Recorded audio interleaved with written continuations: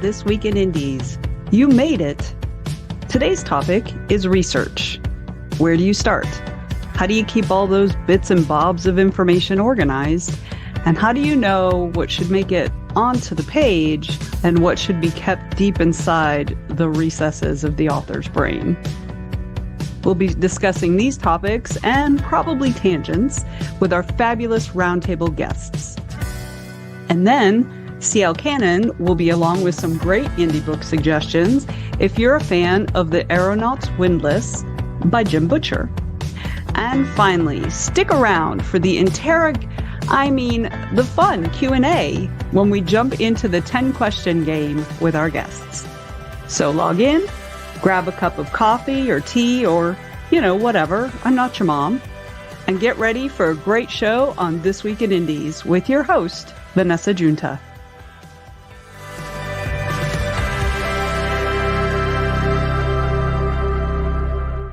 There we go. Hello, everybody. Welcome to This Week in Indies on the Go Indie Now Network. I see we've already got a couple folks watching. We've got AF Stewart and AL Mengel out there saying hello.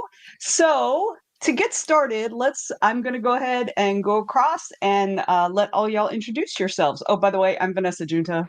That's me. Hi. So we're going to start with Donna and then go to Jim, Candace, and then Mickey. Go ahead, Donna. Hi, Donna Conrad. I write historical fiction, and my debut novel, The Last Magdalene, just came out on Tuesday. So it's an exciting time. And doing historical research, boy, is there a lot of it. So I'm looking forward to this topic. I'm Jim Nettles. I write science fiction, urban fantasy, some horror, some of this, that, and the other. I also do a lot of nonfiction as well. I'm one of the founders over at Continual Convention, where we do a bunch of programming on all this kind of fun stuff too. I'm founder for Author Essentials and also Author Essentials workshops. I've got Podcast Creating Pros, and I feel sure there's some other trouble in there that I'm not listing out this morning. It's early.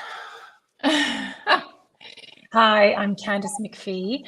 I write memoir based on backpacking adventures, so it's travel memoirs. And I've got 2 books out. Almost 2 books out. My second book in the 5-part series comes out in 2 weeks, so soon.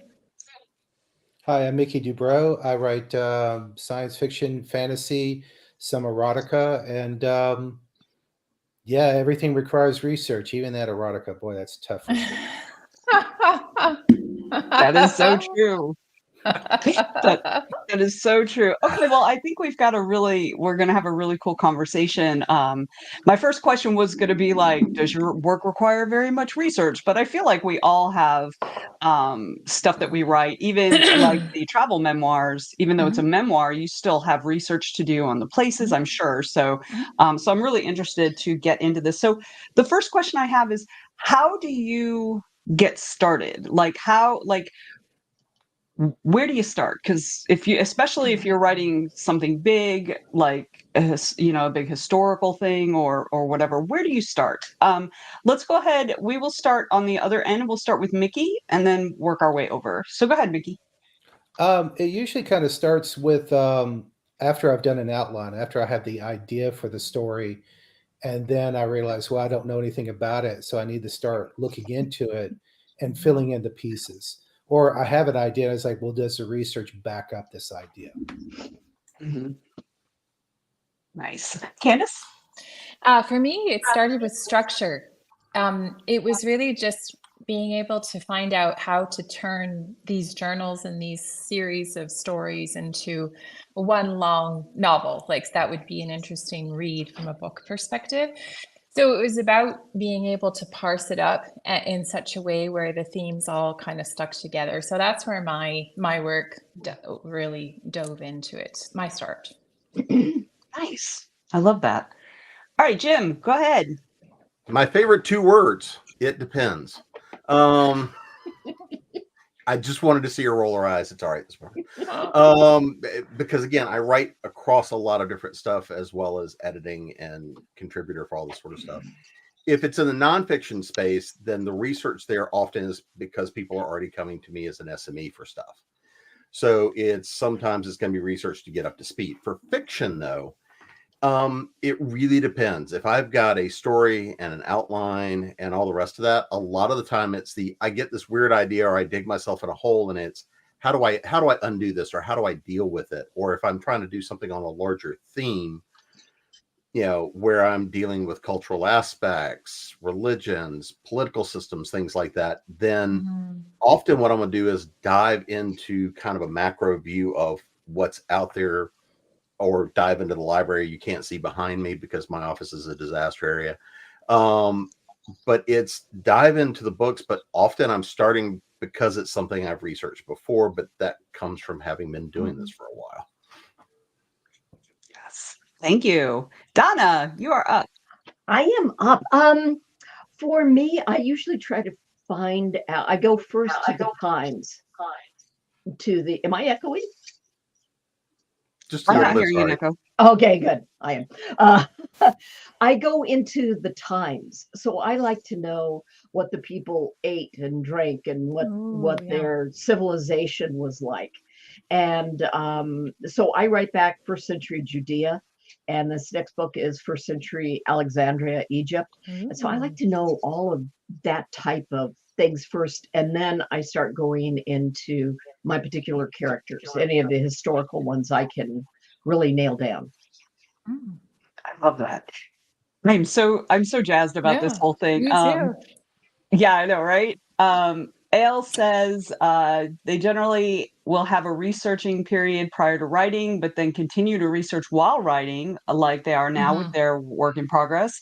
They also wrote a memoir, which required not only research, but discussions with people, etc., to gain different perspectives on what may have happened to paint an accurate picture in the story. That is fabulous. Like excellent points all around on that. So, and that kind of leads a little bit. Do you find so it seems like a lot of the research both starts before you start writing and also ongoing as you're writing. Would you guys say that that's kind of common? Yeah. So have you found that the research then changes the story that you thought you were going to tell? Have you ever had that happen? I'm going to start with Jim because you were nodding your head. Then we'll go Candace, Mickey, and then back around to Donna. So Jim, go ahead. Well, yeah, there have been a lot of times where I would think, okay, this looks like this is the right direction. This is going to go. This is the way it's direct. This is going. This is the way it's going. And I usually have a lot of research done before I start anything. But that being said, there's also value in continuing down that research rabbit hole while you're going and while you're developing, because often while you're writing, you'll get a better understanding of where you're trying to go. I don't care how solid your outline is. There's either the things that you're like, I think I understand this. And then you go find this other resource over here that says, yeah, really, this is all BS. The thing that you found all over the place, that was a misunderstanding from this article and this and this and this. And you go, okay. Last year, probably the biggest rewrite I'm working on right now, I have a book in a series that the two of them have been written now and sitting there, and I've been working on rewrites for a while. And the end of book 4 actually ends at Giant's Causeway in Ireland, in Northern Ireland, which had been on my bucket list for a long while. I looked at a ton of Google Maps. I had a bunch of pictures. I had video and stuff, friends of mine that had been there and taken. I had mapped it out. I laid it out. I knew exactly what it looked like until I set foot on those grounds last year. And as I'm walking down the hill, and it was like, well, shit. Yeah.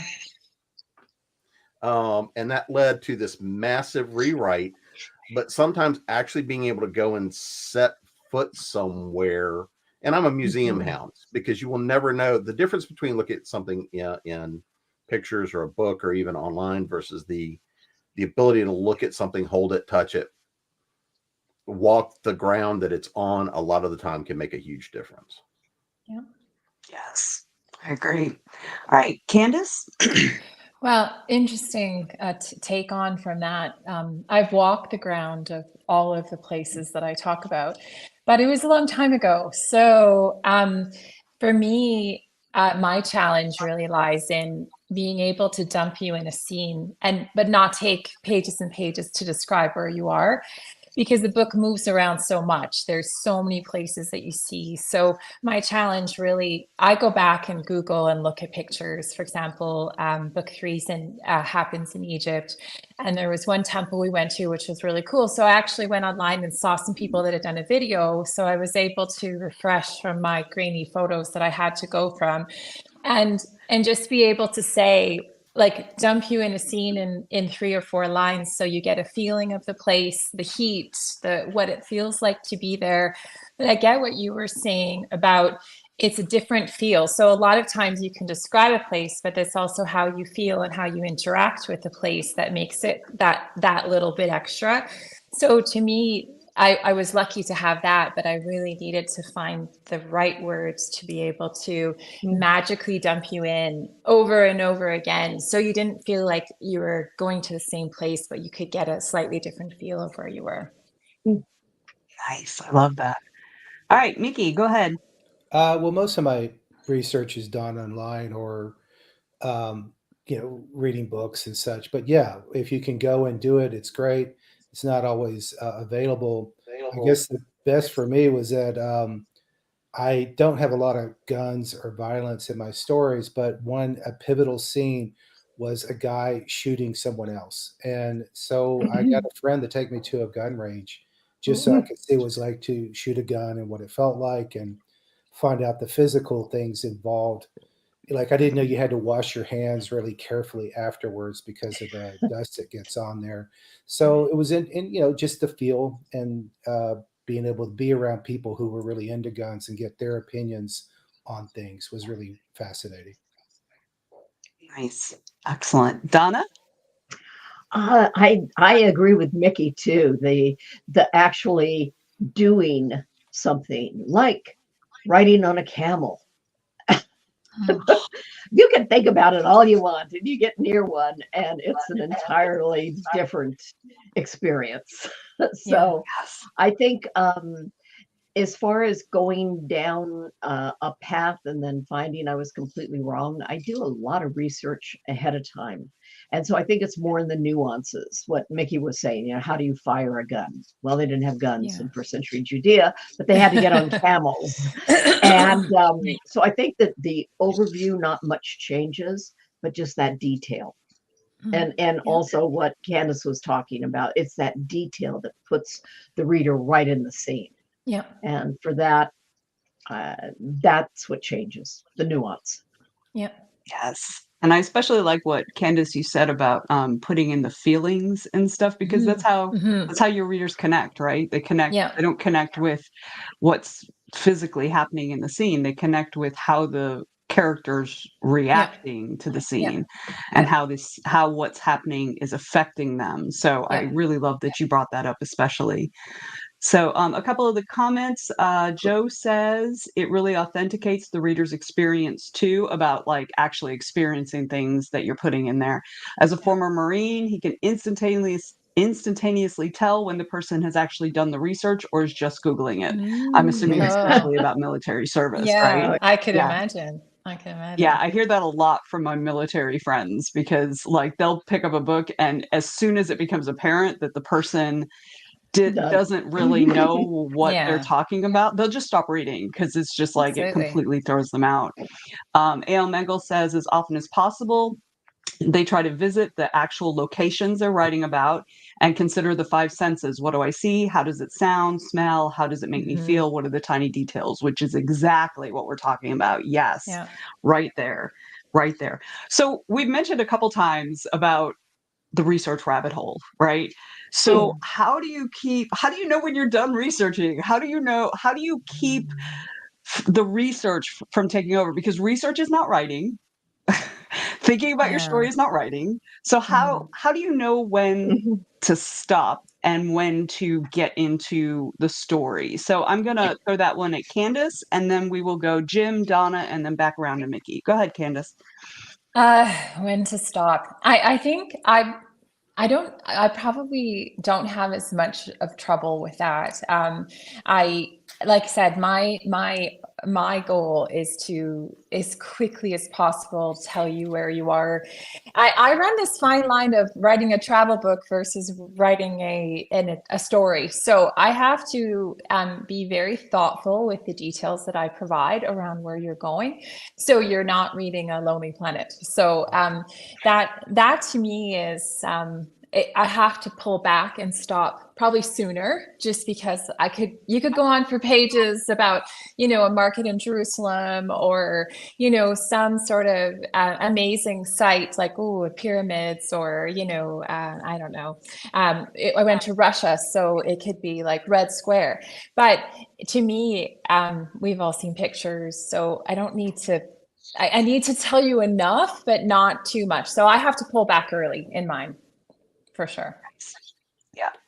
Awesome. Mr. Nettles, your turn. Well, so knowing when is often just as much tied to because I tend to try to get in and it depends on what I'm working on. If it's something I just need big, I need the flavor of it.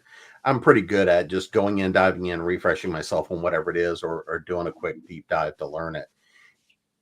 But you do sometimes get attracted into falling down that rabbit hole of some weird details, things like that. And often that's where you really want to work that into the story, but you're like, no, I need to know the flavor of it.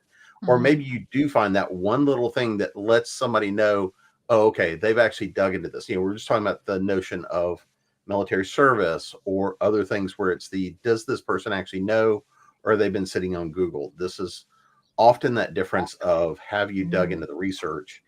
There is that little thing you just know when you've hit that right point, and you just have to throttle yourself, because after you've done research, if you've done research for long enough, and I grew up with my mother being an English teacher, and she started out as a research librarian. So there's a lot of that stuff that was beaten into my head. Because I will go sit in a library or a museum or somewhere like that and just be happy for, they'll find my mummy there in 1,000 years, or have swept me out as dust. But there is a point which you kind of get that, okay, I've got the level of detail I need. And then is but this is fun to go down. No, that's when you need to stop. It's time to move on. When it goes from being, I feel like I don't understand something, or I don't have the full grasp I need, to where it is just, I'm really enjoying the rabbit hole. That's often the point you're like, yeah, you're just wasting time and screwing around at this point. Thank you, Jim. All right, Not that I've Donna, ever go done that. ahead. Yeah, I'm right in there with Jim once again. I mean, when I start really having fun, I know I'm way down the rabbit hole. And it's like, okay, this is not anything. Like, I was just researching malachite for eyeshadow and coloring in Egypt. Yeah, good. Yeah. And then I found out, I was really, how do they take the brains out to make a mummy? That book's on this shelf over here. Yeah, exactly. Yeah. And it's like, okay, this has nothing. Nobody's making mummies in first century Alexandria, so just stop. But it's a fine line, and I think I do the same as Jim. When I start really having fun and going, I didn't know that. That's great. I usually say, okay, stop, back off. What do you really need to finish this, to get going? So, yes. It can sometimes be hard to rein yourself back, right? All right, Mickey, go ahead.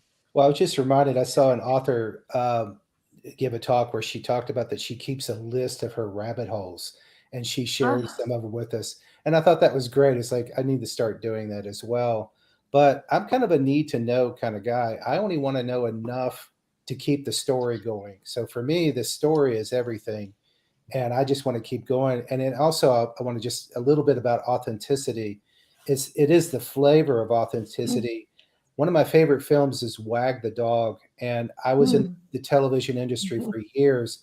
All the special effects that they were doing in seconds would have taken months. So there were so many things that were technically incorrect, but they couldn't have done them correctly, because then you wouldn't have had the story. And the story was so good that I have no trouble glossing over the things they did wrong. Yes. I think that's a really good point. I think it's I'm the same way when it comes to like details. If it's something I know and I know it's wrong, it really annoys me. But it depends on the story. Like the TV show Castle, for example, our friend Nathan Fillion, who I adore. But like, You're dude, that is so not the life of an ridiculous. author. Like, that's not the life of an author. That's not the life of an author, you know. And Speak for yourself. even, and you know, like I can suspend disbelief, but like there was one point where like it was a book signing and like the publisher was there and everything. I was like, that doesn't happen. Like the Oh, that's publisher funny. flew from New York to LA. That doesn't happen. So, but you know, I still love the show and I love the actors. And so I just, like you did, Mickey, I'm just like, all right, it's in service of the story. So yeah. I think So there's I'm one sorry, thing go I ahead, want to Jim. throw in there. I probably should have. So Nancy Northcott has the best story about knowing when to cut off the research. When she was working on one of her historical pieces and was trying to figure out with this one piece of a wall. Now she also writes alternative history, right? This is there's magic in, you know, Edwardian era and all this sort of thing. And she's trying to figure out when did an opening appear in this one particular wall. She had been to the castle. She had talked to the docents. She had talked to the research librarians. And no one could agree on when this one opening was created. And finally, her son looked at her and he said, well, Mom, if the experts can't tell you, then nobody reading this book is going to know either. Aww. Yeah. I love that. Yeah. It's true. It's true. If the experts don't Yeah. know, ain't nobody else gonna know. Yeah. So yes. Well, and one thing along that line, if you do put something inaccurate in, your readers will let you know real fast. 100%. 100%. I edited a manuscript that was actually they were rewriting a movie script or some sort of a script, and they were novelizing it, right? And the problem is, though, the things that are expected in visual media that are 100% not true will not fly on a page, right? So like he had this thing where there was a barrel of diesel fuel and he threw a flare in there and the whole thing exploded, and I'm just like, would that actually happen? And so I went Yeah. off and did a little bit of research as his Wow. editor, and I'm like, that wouldn't happen because only diesel fuel is not highly flammable.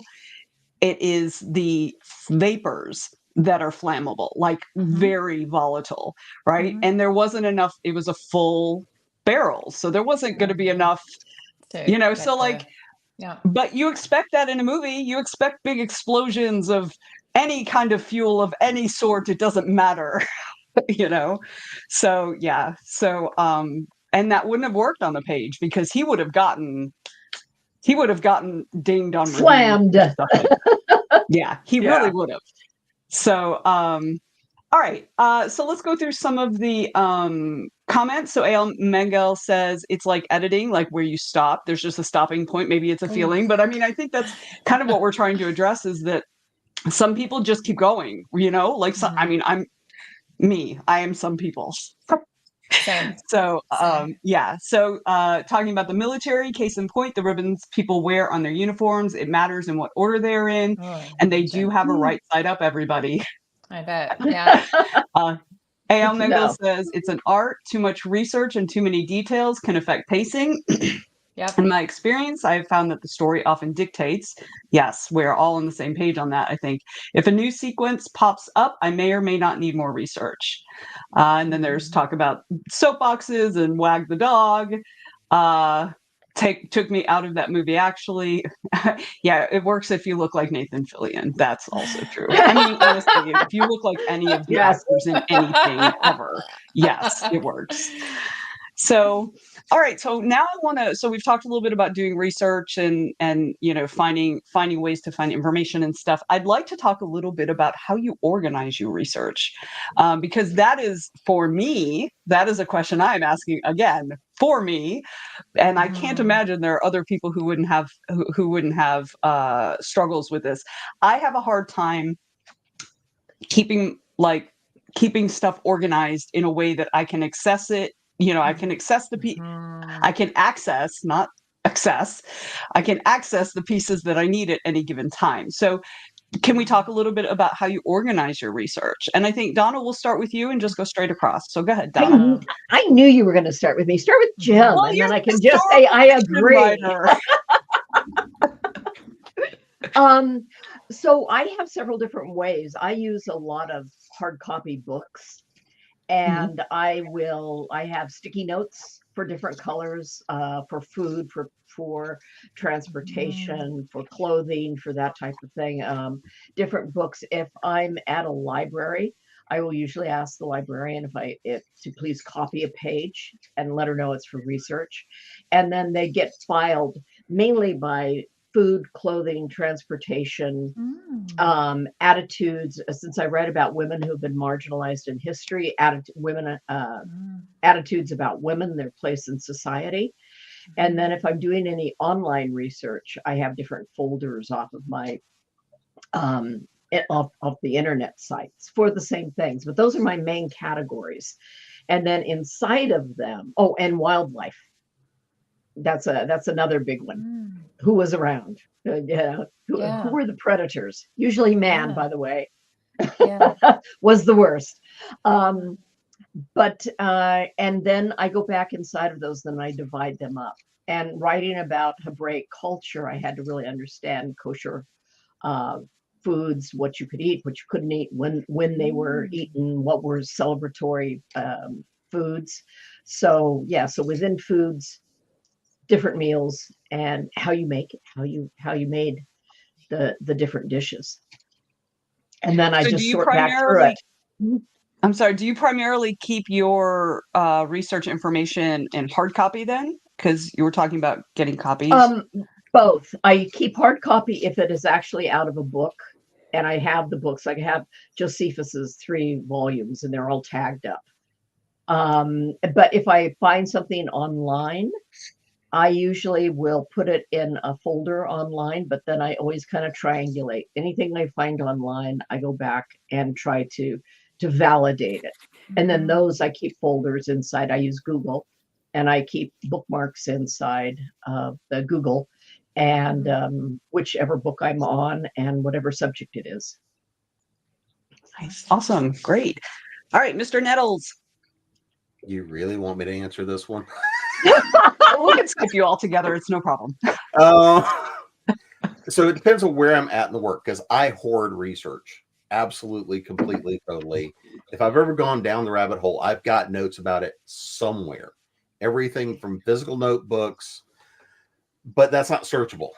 I'm a tech guy, right? I like my technology. So if it's an active project, usually what I've got is I've got a file folder, an electronic file folder, whatever web pages I looked at. But one of the things I do about web pages, I will print the PDF of them as a snapshot as of that point in time, because things change.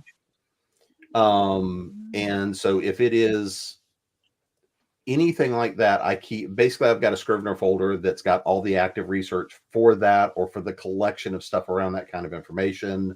Like when I'm a lot of the time, if I'm doing articles or I'm doing an article series, all that'll be bundled in one collection. So the research is actively there, easily searchable, easily at my hands.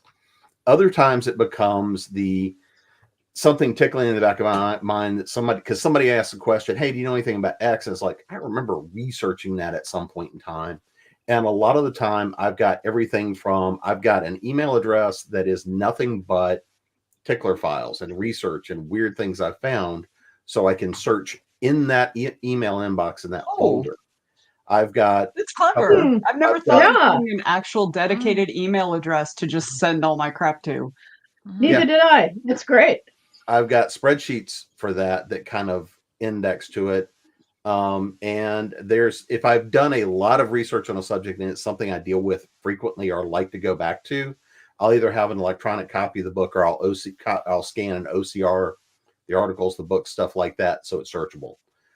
Because otherwise, that's when I will spend way more time in the research process, is trying to figure out what I knew at one point in time and what I have somewhere in this morass of materials. Because it's like, I know I've researched this at some point in time, and then once I can find a nub of that, then I can get back into my collection of that. But it's the crazy little old librarians in my head that just, they know that there's something there somewhere.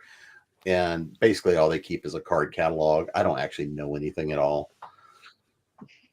I'm like that too. I don't know anything. I am just very good at finding shit out. Yeah. All right, Candace, Ah. tell us how you keep your research stuff organized. Well, I'm not much for paper. I have one book that I have for the whole series, and I put consistencies in terms of things that I've described the same way, or people that I've met, or just things I need to remember. I put in one little book, like teeny tiny book, and I have a whiteboard. And anytime I do the whiteboard, I'm a sticky / circle on the page on the whiteboard. But when that scene's over, everything gets erased. I'm notorious for not having a messy office. I like everything pretty clear and organized. I do have a lot of files on that I keep, but I figure, I don't know. My research is pretty available, so I don't have to there's not a lot of super deep diving, so I can find it again. So I don't feel like I have to keep it. I kind of stresses me out to keep it, actually. I find it's just too much. I have to keep on my path. So I get rid of stuff as soon as I can. Nice. I like that. I don't get rid of anything. So that's completely foreign to me. I'm just like, God, I wish I could be like that. But I'm the opposite. If I feel like I might need it again, it stresses me out not to have it somewhere. So it's funny how people are just so different. Mickey, how about you? How do you keep your stuff organized? Just lots of file folders, both physical and electronic. Physical file folders, and everything gets the same label, research. And so there's a file folder, physical file folder that says research. There's a folder on my desktop, and then also on the internet, on the web browser. There's one that's just called research, usually for each individual book. But and then I just and if I have to go back, I'll go, oh, wait a minute, something I researched for this book will fit for another book. But I kind of do something like Candace, that when I'm done with a book or before I start a new one, I like to clean the office and kind of get everything in order, and then go, okay, now I can sit down and start. Yeah. Nice. My whole life is just vaguely organized chaos, including my office. Wherever you work best. I think that's important. I don't know that I work best there. It's just what it is. So El Mengel says, I have a whole bunch of writer's notebooks where I keep my notes. I have looked at it years later, keep it all. Yeah. So there's also this cool thing. I don't know if you guys are familiar with Rocketbook, but it's this book where you write your stuff. You have to use special pen, but you write your stuff, and then they have an app. You mark, there are little symbols at the bottom, and you set up in the app which symbol does what thing. So you can then take a picture of the page, and it will convert it into a PDF or whatever, and it'll put it in your Dropbox or put it in your OneDrive or email it to your special email address or whatever, with that page, so that then you can, and then what you do is you take some water, or depending on which kind but the most common one is you just spray some water on the page and wipe it off, and then you start again. They also have little corner things that you can do for a whiteboard. So my whiteboard that's on the tiny wall, there are these little orange labels that you put in the corner, so that when you use the app and take the picture, it'll do its thing, and then you can erase the dry erase board, and you still have it electronically. So look up Rocketbook. I mean, they don't pay me or anything, but it's a really cool resource. All right. So A.L. Mengel also has a large whiteboard, which they always take a picture of after completion. Yeah. Anita has file folders on the computer and a YouTube playlist. I love it. Love it. So, and I have to add, I also have whiteboards. I have 3 whiteboards, and I forgot all about them. So I write character sketches and food things and where I have to go next. And then those I do photograph and then erase. Yes. Yeah. Yes, I love that too. I just like the idea of, again, having it, because at some point I'm going to need it, and then I won't have it, and then I'll be freaking out. So so Rocketbook has actually been very helpful for my clutter. That's interesting. Yeah. So, all right, we're going to take a little break so that we can have CL Cannon give us the indie connection. So let's do it.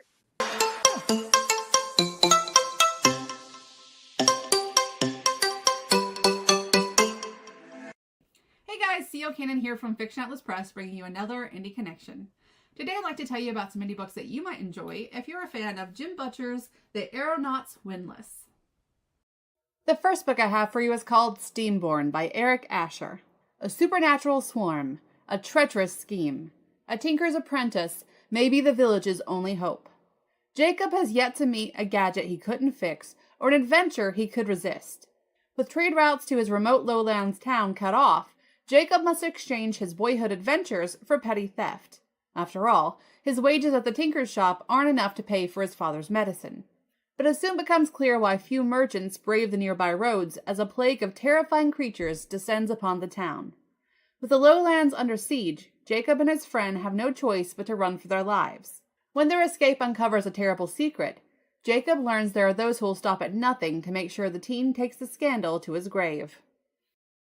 The second book I have for you is called Cities of Smoke and Starlight by Allie Ernest. Two tortured souls, one world on the brink of war. Kay Shackley is an embittered hover pilot, still reeling from the night his sister died in his arms. He's a screw-up in every sense, so when a pilot nearly dies on his watch, he faces serious charges. Seeking to clear his name, he flies a ragtag crew to a lost and dangerous land from which they might never return. If only he didn't have to work with the infuriating bookshop girl who insulted him with Shakespeare. Hallie Walker, top scholar at the university, is jaded by the glittering society she's always dreamed of joining. Raised in the mountains, she fled to the city to forget her painful past. When she loses her bookshop job and the promise of school tuition, she agrees to a top-secret government mission, if only for the promised substantial sum upon her return. Now she could just ignore the ungrateful, arrogant prat of a pilot. In a world of hover ships and crumbling First Earth artifacts, it's up to Hallie and Case to accomplish the impossible. Secure an alliance with an elusive, mystical race to help defend against a kingdom with dangerous technology and ancient magic. If they fail, the world will be lost before it even begins. The third book I have for you is called The Red Hourglass by Ashley Capes. Escape isn't the hardest challenge for a slave. It's staying free afterwards. Siblings Thomas and Mia find themselves fleeing across a desolate land, hounded by the monstrous Sandhog, a steam-powered war machine bent on recapturing them at all costs. Thomas fears the worst. He knows the tyrannical King Williams seeks Mia and her mysterious powers of foresight, but it seems even her gift cannot save the day when the Sandhog corners them. It isn't until they cross paths with a group of rebels and stumble across rumors of a lost airship that Thomas begins to wonder if there isn't hope of escape after all. And the last book I have for you is called Fortune's Eve by Emma Jane Holloway. Not all monsters dwell in the woods. The mages of the Conclave have questions, dangerous ones, that put airship pilot Gideon Fletcher and his sister Miranda in the midst of an inquisition for illegal magic. The Fletchers live in an elegant world of gentlemen's clubs and society balls, but their claim to fame is making daring rescues in the perilous outlands. It's all fun and monsters until they save a man wanted by the Conclave, and the mages turn their suspicions toward Gideon's family. Their scrutiny brings a new kind of peril. Little does Gideon know his sisters have much to hide. Trouble has arrived for the Fletchers, and it clearly means to stay. Okay, that's all for me this week. I'll see you next week on the Indie Connection. Bye!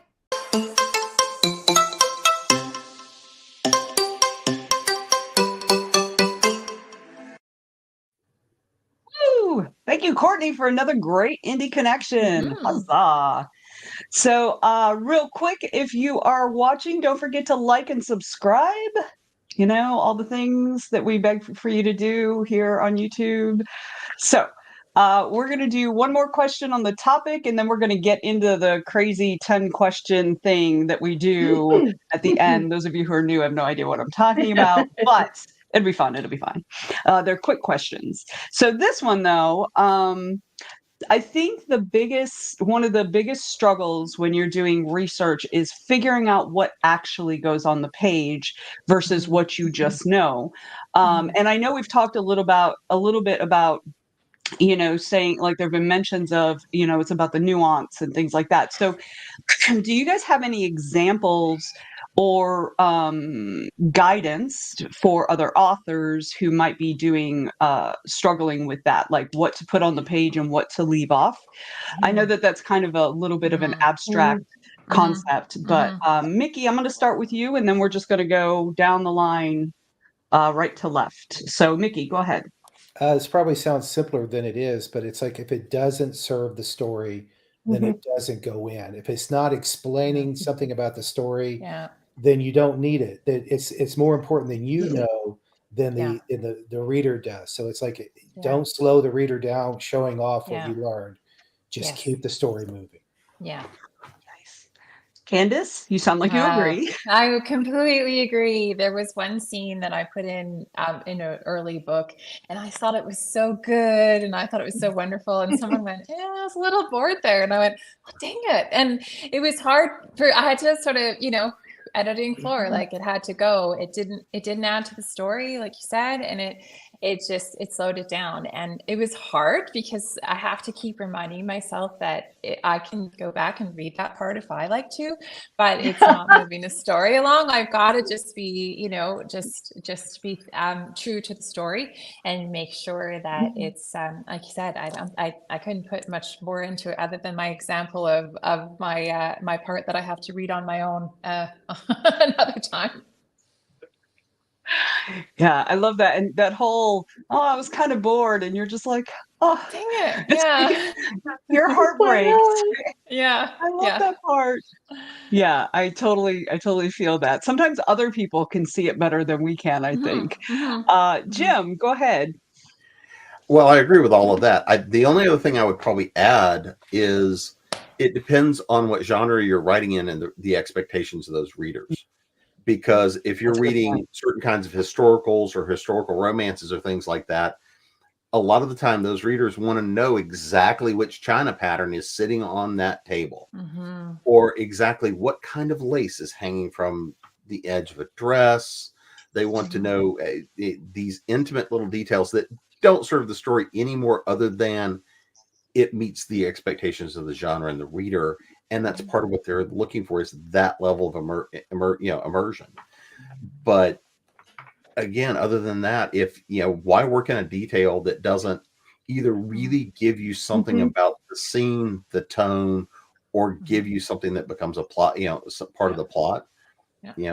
If it's anything more than that, unless it's something that really the readers are looking for and expecting out of the genre, then it probably needs to go. Yeah, I think reader expectation is an excellent point, because hard sci-fi is just like that too. Like, as a person who doesn't read sci-fi, or if I read sci-fi, it's definitely soft sci-fi, or science fantasy or something. Like, I don't want to read about how your proton whatever the hell works. I don't care. But hard sci-fi readers, they care. So I love that. Reader expectation is a really, really good point. Thank you, Jim. Donna, go ahead, your turn.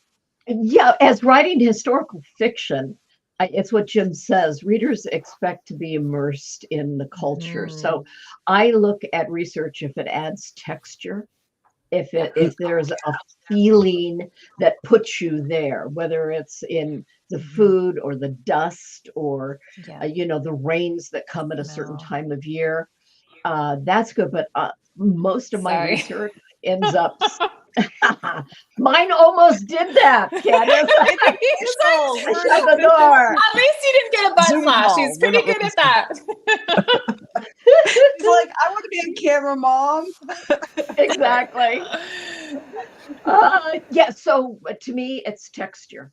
If it moves the story forward. I have one scene where I actually describe the meal, because it's very important, because it's the same meal my protagonist was served just before this horrendous thing happens to her.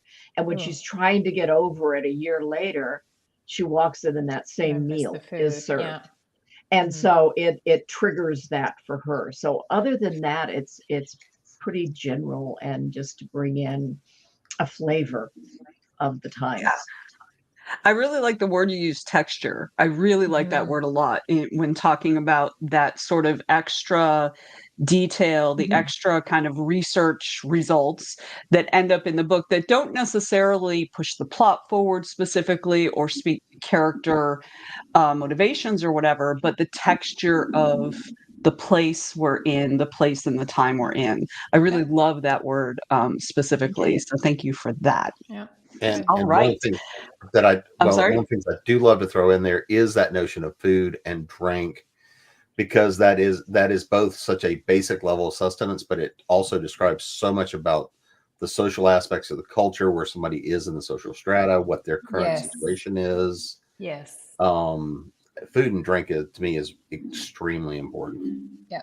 I agree. And especially if you're writing about humans, because that is such a big part of our social connection is eating, is Well- mealtime and things. Donna, you look Well, like you have an additional thought. Yeah, well, I have one character who is like the mentor of my protagonist, and she is just so full of life, and she's a big woman, and she just loves everything. And whenever she's picking a date, she always reaches in and picks the fattest, juiciest date. Yeah.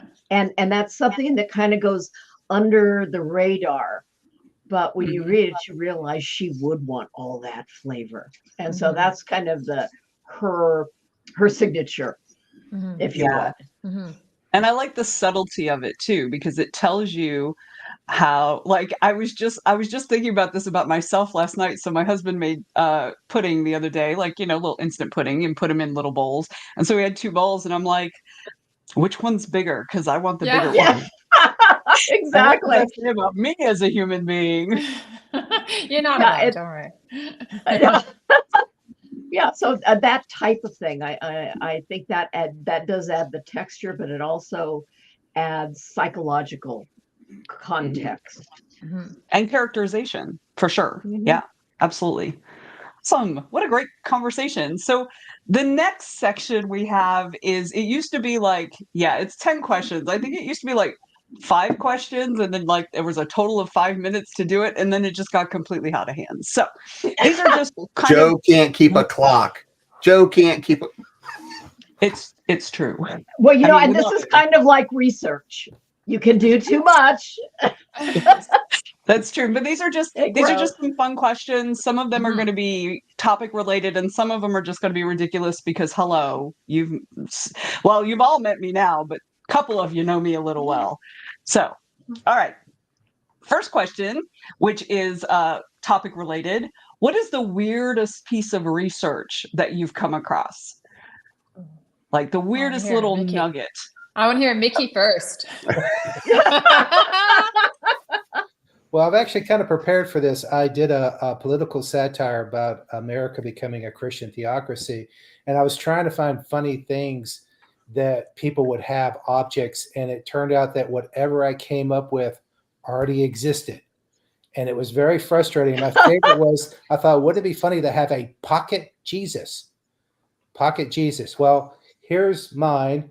They come in different colors. I got the green one because it looks like an army man, but you get all kinds of colors. So pocket Jesus is my favorite. I had some older relatives in my life when I was a kid who had those, and they had one literally they had glued to the dashboard of the car. It was weird. All right, who wants to go next?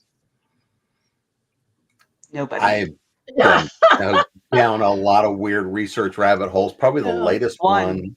One, Jim. I know. So working on the Fairy Films book, my piece for Dune is fairy folklore. Yeah, I know. Hey, you took the time clock off. Come on now. Yeah, I know. But it was going into and researching Frank Herbert's background and his being raised and his issues in Catholic school to then impact how he wrote the Bene Gesserit. Absolutely. That's interesting. Yeah. Interesting. Nice. All right. Weird piece of fictional or research information. Candace. Prince Albert. I didn't know where it went in, so I had to research that. The can. Oh, the piercing. Yeah. Nice. Oh, nice. PM me. I need to know where it came in. There's a lot. Well, I know where it goes in. I know, but I didn't know which way. Like, I'm like, how does that work exactly? Yeah. Anyways, that.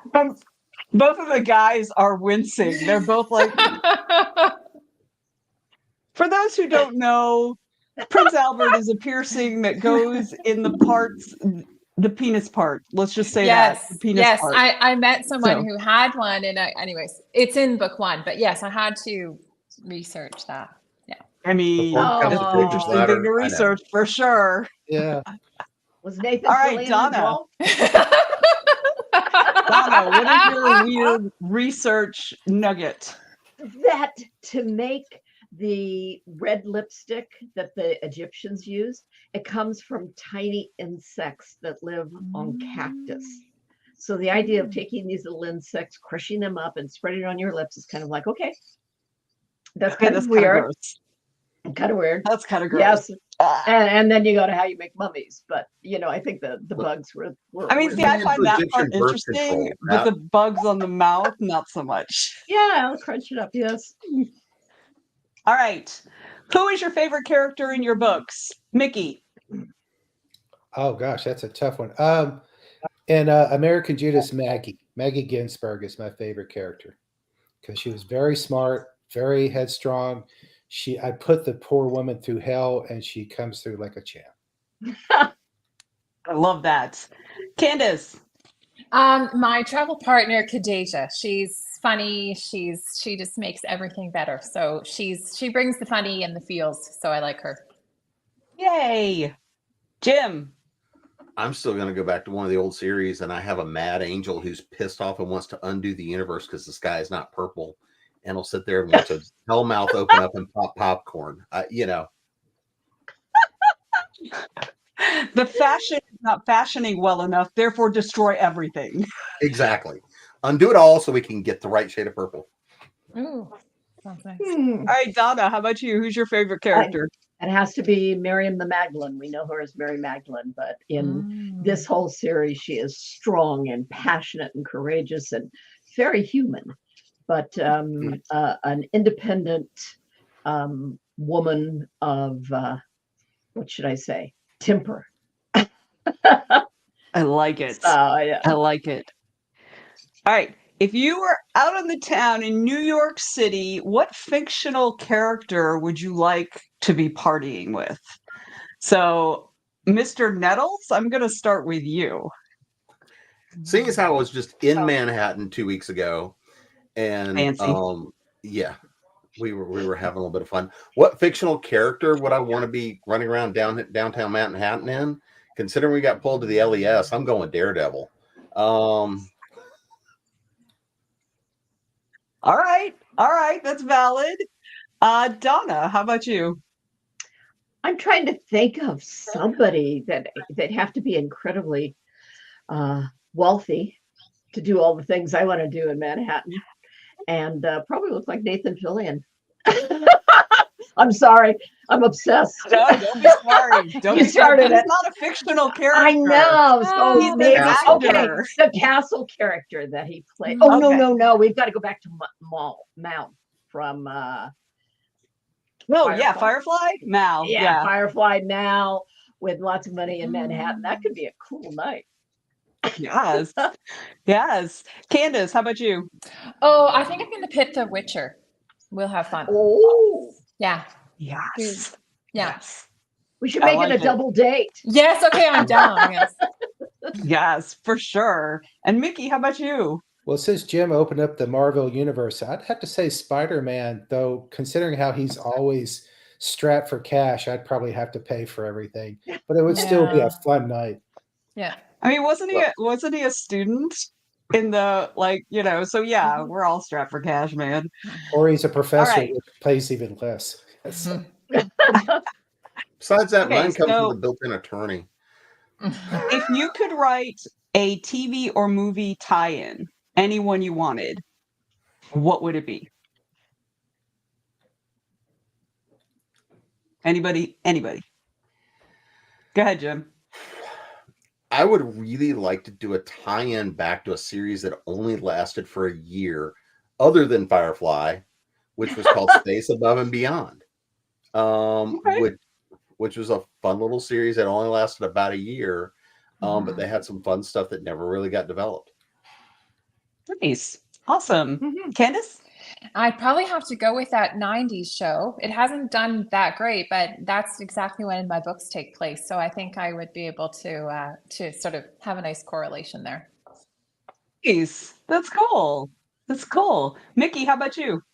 Well, even though Star Trek has endless tie-ins, I had one idea for a Star Trek series called Son of Star Trek, where it was just the relatives of all the kids, or these kids who were related Ooh. to the original crew, but they were all fuck-ups. So they just had misadventures all the time.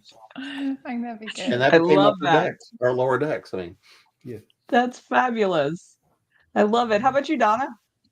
I would have to say Beecham House because they only did the Ooh. one season, and I think Yeah. it had left so many things open and so many possibilities.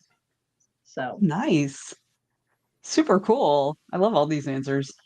What genre are you least likely to write in?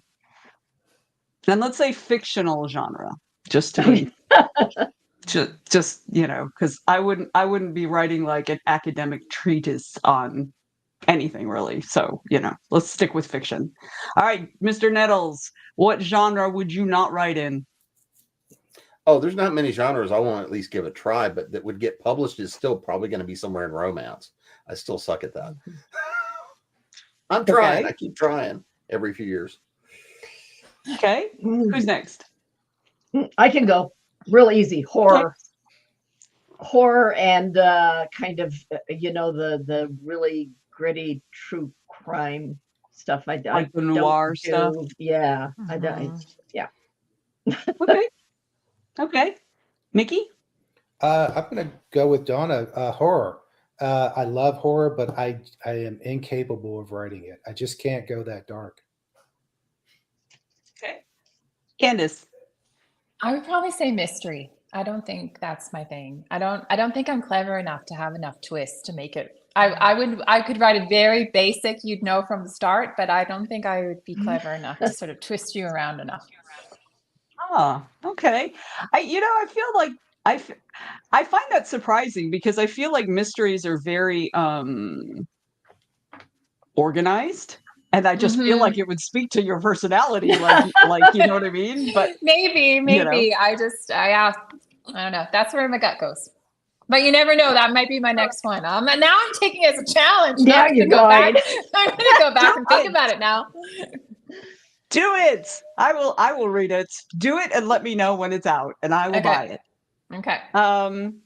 Do you have a favorite craft book, like writing, the craft of writing? Like, do you have a favorite craft book that you either reread or you go to continually, or that has had a big impact on how you write?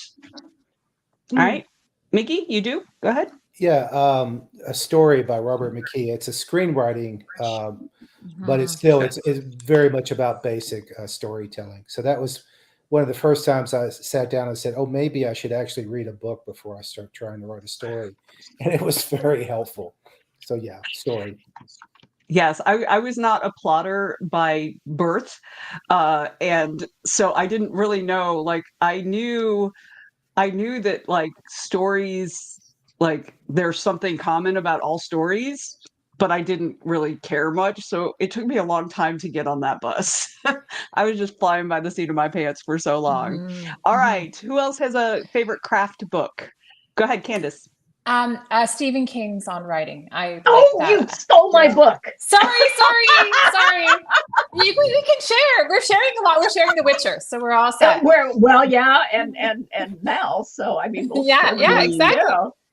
Exactly. I feel like it works. Mm-hmm. I feel like it works. What Go is so ahead, funny Duncan. is I can't read any of King's books. They're too scary for me. I mean, I All like. of his books are horror. Talk to me later, They and I'll give you are. some recommendations that are not Oh. horror. Oh, okay. And it's just yeah, but his book on writing, Candace, great. Excellent. I love it. Yeah, Definitely a classic. Yeah. So is that your book also, Donna? Absolutely. Okay. Sounds good. Yes, and A.L. Mengel's right on it with you. All right, Mr. Nettles. I'm trying to find it because I thought it was sitting on the shelf behind me, but I think it's on the mountain. It's not Joseph Campbell's version of hero's journey. It's an interpretation of all the archetypical information and translates it into basically translates a lot of the archetypical information, the personalities, the profiles, the journey, and all of that, and breaks that down. And it's the third edition. It's got a labyrinth on the front, and I cannot remember the name. Christopher Vogler, the writer's Vogler's, journey. yes. I've got it right behind me too. What is it? The writer's what? The writer's journey. The writer's Got journey. it.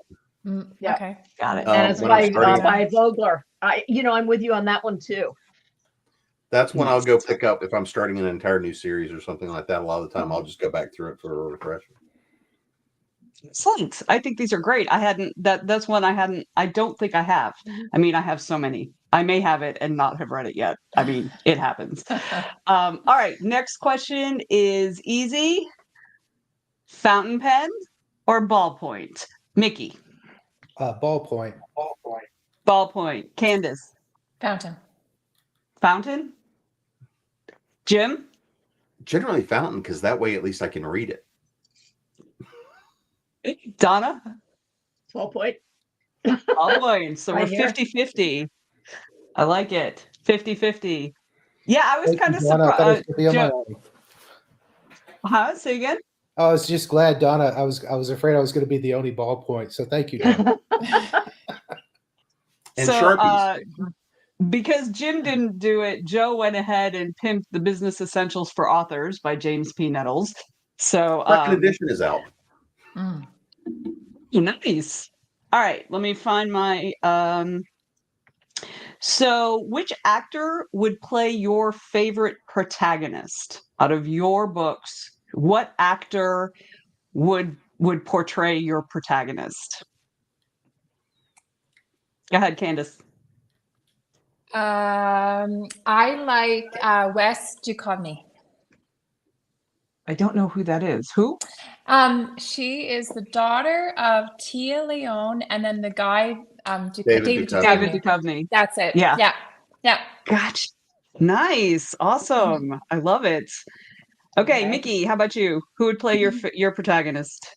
Probably Adrian Brody would play my character Meyer Poppers, who's a rabbi who does traditional Jewish magic. Oh, fancy. I like it. Mr. Nettles, how about you? The one, and I never would have thought about it till my sister actually said it and cast him for me, and now I can't get him out of my head, would be Idris Elba to play Gerald Wynn in the couple of my series that is kind of the traumatized FBI agent sort of. That's right up his alley. Yeah. Right up his alley. Yeah. Nice. And how about you, Donna? Nicole Kidman to play the Magdalene. Oh, yeah, that would be cool.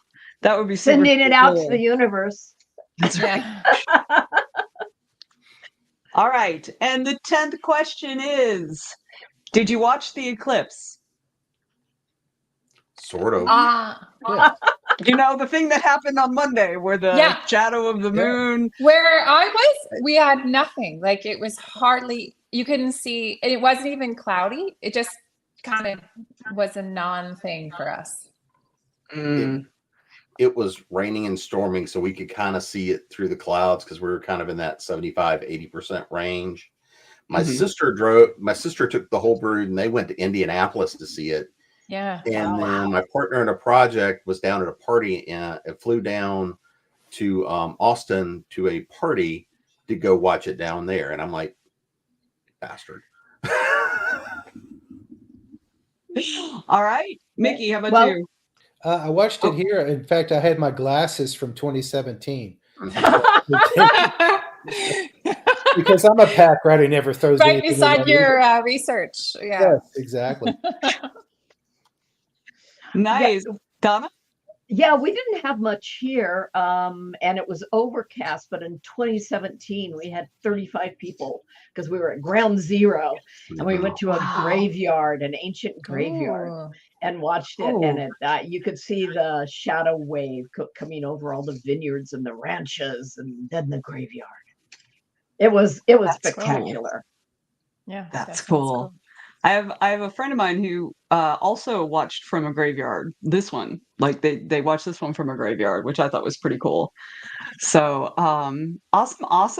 All right. Well, that's my 10 questions. I'm pretty sure. I don't know. I don't do the math. I do not science nor do I math. I word. So I think that was 10. It was close enough.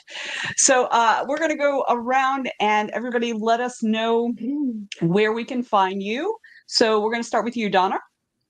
Okay, this is really tough. If everybody has a pen, to write down Donna@DonnaConrad.com and email me. My website is just DonnaConrad.com. My books are available most everywhere. The latest one, The Last Magdalene, just came out and is doing great.